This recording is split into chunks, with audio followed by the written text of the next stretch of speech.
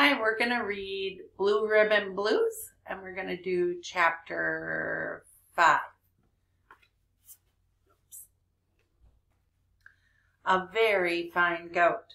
Tudor was having breakfast with Aunt Sally the next morning when they heard a loud commotion, a terrible squawking. "The chickens," said Aunt Sally. They ran outside. 3 chickens fussed on the roof of the coop. The others were in branches of a nearby tree.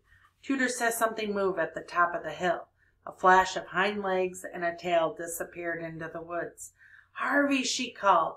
"Arf!" Harvey replied. Tudor turned. Harvey was right behind her. So if Harvey was here, then what was up there? Aunt Sally was staring at several brown feathers on the ground. She looked toward the hill. "Coyote," she said. "Coyote," said Tudor. "You mean like Wile E. Coyote and the Roadrunner?" Aunt Sally picked up a feather. "Yup, only this coyote is real, and he ain't funny." "Thought coyotes were out west," said Tudor. "They're showing up in these parts," said Aunt Sally. "Jackhammer's father said he saw one the other day." Tudor stared at the feather in her aunt's hat. Suddenly she realized what happened. The coyote took a chicken? Bingo! Tudor clung to her aunt. She looked fearfully at the hilltop. "Do they take kids too?" "No," said Aunt Sally, "but they scare the devil out of goats." They found Aunt Sally's goat standing on its hind legs under a tree, its front hooves pawed at the trunk, ripping bark. Tudor forgot her own fear. She helped Aunt Sally bring the goat's front feet down. The poor thing's eyes were bulging with terror. It was trembling in her hands. She petted it and talked to it.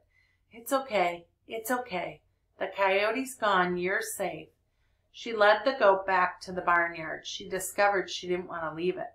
"Aunt Sally," she said, "what's the goat's name?" Aunt Sally scratched her ear. "Guess it don't rightly have a name. I usually just call it, 'Hey, you.'"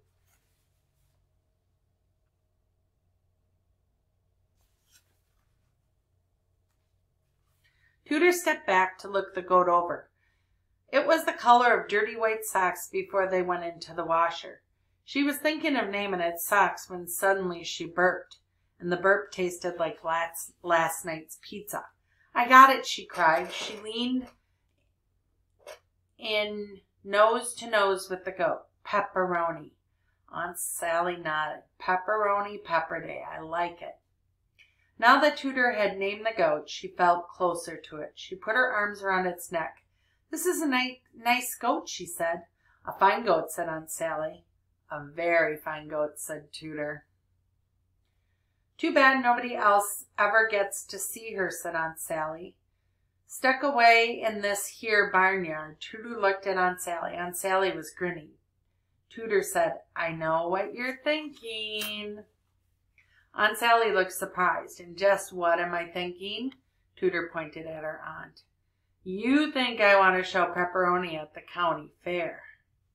Tudor put her hands. "Well, bumble my bees," said Aunt Sally.